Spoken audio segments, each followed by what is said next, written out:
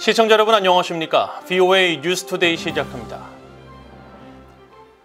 북한 당국이 일본의 후쿠시마 오염수 방출 계획을 비난하고 있는 것에 대해 미국의 전문가들은 북한의 불투명한 오염수 관리가 더 큰 문제라고 지적했습니다. 북한이 이와 관련한 국제적인 검증을 전혀 받지 않고 있는 상황에서 방사능 누출 정황이 지속적으로 나타난다는 지적입니다. 박형주 기자가 보도합니다. 미국의 전문가들은 일본의 후쿠시마 오염수 방출 계획을 비난한 북한 당국의 행태에 대해 위선적이라고 비판했습니다. 북한은 핵 폐기물을 국제 표준에 따라 처리하지 않고 있으며 관련 절차와 정보 또한 국제사회와 공유하지 않는다고 지적했습니다. North Korea doesn't have any room to criticize the release at Fukushima at all, particularly when what is being released at Fukushima is relatively safe. You know, the United Nations has given its approval for it and everything. Whereas what goes on in North Korea, there are no international inspections occurring. We don't know what's happening. And some of it, what we see with satellite is quite concerning. 국제원자력기구 IAEA 사무처장을 지낸 올리 하이노넨 스팀슨 센터 특별연구원은 북한의 6차 핵실험 장소였던 풍계리 핵실험장 주변에서 방사능 오염수가 흘러나올 가능성을 제기했습니다. 갱도 내부에는 방사능 물질이 여전히 존재하는데 침투된 빗물이 오염수가 돼 아무런 처리 과정을 거치지 않은 채 하천을 따라 동해로까지 흘러갈 수 있다고 밝혔습니다. This is the matter of concern. How much radioactivity has been released from those tunnels to the environment and in particular to groundwater? First of all, this is used as a drinking water by the people. So if they drink, water which, for example, has a cesium contamination, it will get their body. 전문가들은 북한 영변 핵시설에서 사용 후 핵연료를 재처리하는 과정에서 발생하는 고준위 방사성 폐기물에 대한 처리 문제도 지적했습니다. 안전성이 떨어진 옛날 방식으로 폐기물을 저장하고 있으며 실제로 폐기물이 유출돼 인근 상수원으로 누출된 사례도 있었다고 밝혔습니다. I mean, there's a lot of worry that North Korea has not been handling its nuclear waste safely. North Korea is using outdated methods to store it that have proven to be unsafe and have resulted in, typically in the past, leaks into the water supplies that are adjacent to any reprocessing plant. 북한은 지난달 20일 관영 매체 노동신문을 통해 일본의 후쿠시마 오염수 방류와 관련해 인류를 핵 참화 속에 몰아넣으려는 고의적인 범죄 행위라고 비난했습니다. VOA 뉴스 박형주입니다.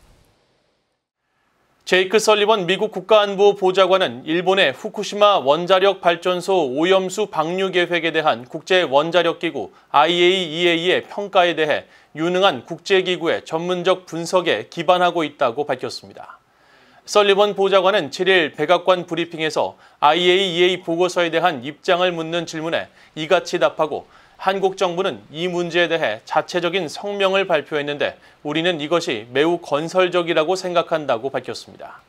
앞서 IAEA는 지난 4일 최종 보고서를 통해 일본의 오염수 방류 계획이 국제안전기준에 부합한다고 밝혔습니다. 이에 대해 미국 국무부는 성명을 통해 보고서를 환영한다고 밝힌 뒤 2011년 원전 사고 이후 일본은 IAEA와 협력해 과학에 기반한 투명한 절차를 진행해왔다고 평가했습니다. 미국과 한국이 오는 18일 서울에서 핵협의그룹 NCG를 출범하고 첫 회의를 개최합니다. 한국 대통령실은 8일 보도자료에서 핵협의그룹 회의를 통해 미국과 한국이 대북 핵 억제 강화를 위한 정보공유, 협의체계, 공동기획 및 실행 방안 등을 협의할 예정이라고 설명했습니다. 이번 회의는 미국 국가안전보장회의와 한국 국가안보실이 관여해 미국 측에서 커트 캠벨 백악관 NSC 인도태평양 조정관과 카라 아베크롬비 NSC 국방군축정책 조정관이 한국 측에서는 김태효 국가안보실 1차장이 회의를 공동 주재합니다. 한국 대통령실은 NCG는 양국 대통령이 합의한 워싱턴 선언의 이행 차원에서 개최되는 것으로 정례적 회의를 통해 핵을 포함한 미국의 역량이 총동원돼 한국의 전력과 결합하는 확장 억제, 강력한 실행력이 구축될 것으로 기대한다고 밝혔습니다. 제이크 설리번 미국 백악관 국가안보 보좌관도 7일 브리핑에서 어젯밤 한국 측 카운터파트와 회담 준비를 논의하기 위해 통화했다면서 이번 회의는 중요한 회의가 될 것이며 미국 측에서 고위 인사가 참여할 것이라고 밝혔습니다. 중국이 미국과 한국의 핵협의 그룹이 군사적 억제 집착이라고 거듭 반발하는 가운데 미국 국무부는 영내 긴장 고조의 책임이 북한에 있다는 점을 분명히 하면서 중국의 비난을 일축했습니다. 미국 국무부 대변인은 7일 중국의 반발에 대한 VOA의 논평 요청에 미국은 북한의 확장을 억제하고 다수의 유엔 안보리 결의 위반에 대한 국제적 대응을 조율하기 위해 한국, 일본과 다른 동맹 및 파트너들과 긴밀히 협의하고 있다고 밝혔습니다. 또 미국은 전제 조건 없이 북한과 대화를 추구한다는 점을 분명히 해왔으며 북한이 전례 없이 많은 탄도미사일을 발사하는 상황에서도 미국은 외교에 전념하고 있다고 강조했습니다. 이어 북한이 도발 범위와 규모를 눈에 띄게 증대시키고 영내 긴장을 고조시키면서 대화에 관심을 보이지 않아도 미국은 인도주의적 문제에 대한 협력을 모색할 것임을 분명히 해왔다고 밝혔습니다. 북한이 이달 열병식을 개최할 가능성이 높아지는 가운데 열병식 훈련장 공터에 차량이 빈틈없이 집결한 것으로 식별됐습니다. 훈련장 일부 공터에서는 최근 김일성 광장에서 포착된 대형 구조물 모양을 따라 집결한 인원들의 움직임도 포착됐습니다. 예행 연습을 하는 것으로 추정됩니다. 안소영 기자가 보도합니다. 북한이 열병식 훈련을 주로 진행하는 평양 미림 비행장 북서쪽 공터의 모습입니다.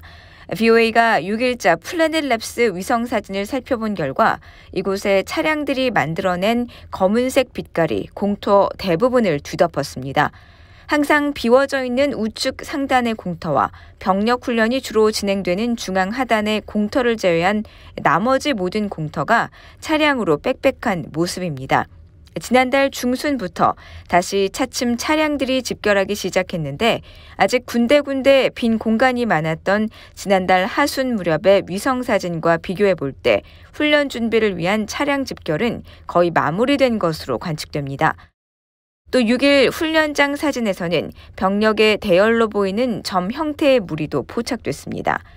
병력은 일정한 간격을 유지한 채 김일성 광장에서 최근 포착된 대형 구조물을 형상화한 것으로 보이는 형태로 집결해 있는 것으로 식별됐습니다.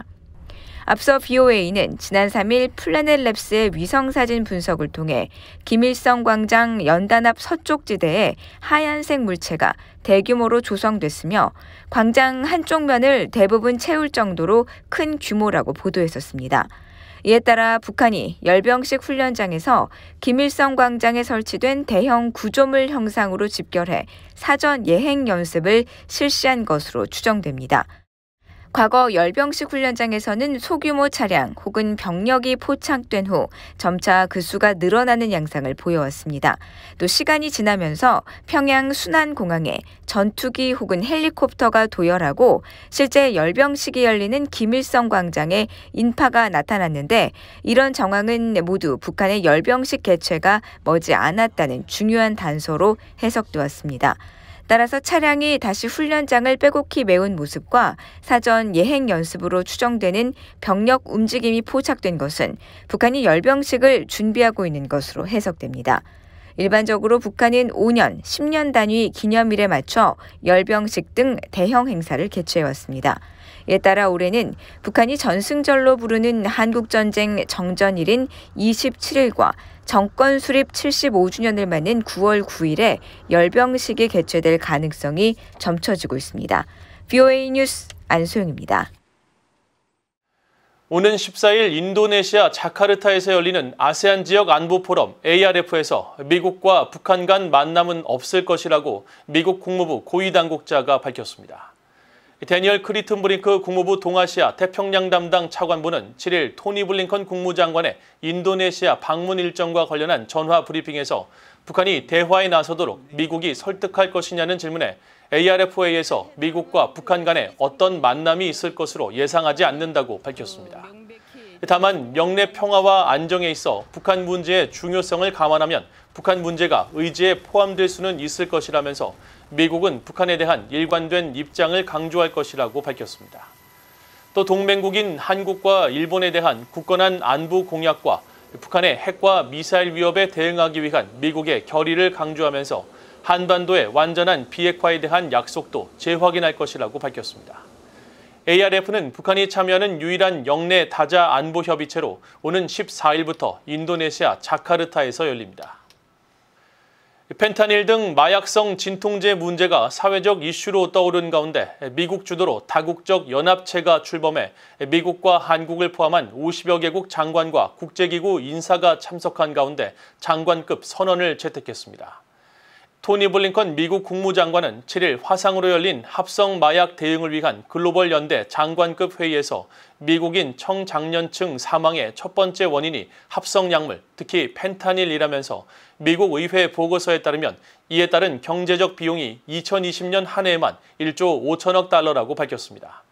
이어 미국 시장이 포화되자 다국적 범죄 기업들이 다른 곳으로 눈길을 돌리고 있다면서 합성마약 불법 제조와 유통, 오남용과 이로 인한 부정적 영향에 대해 우려를 표명하고 이에 대응하기 위한 국제사회의 협력의 필요성을 강조했습니다. 이날 회의에는 펜타닐 문제와 관련해 주목되는 중국은 참석하지 않았으며 중국 외교부는 마약 문제에 대한 국제협력 필요성을 인지하지만 펜타닐 문제를 이유로 미국이 중국 기업에 제재를 부과하면서 잘못된 메시지를 보냈다고 밝혔다고 AFP 통신이 전했습니다. 이상으로 VOA 뉴스투데이를 모두 마칩니다. 시청해주신 여러분 고맙습니다.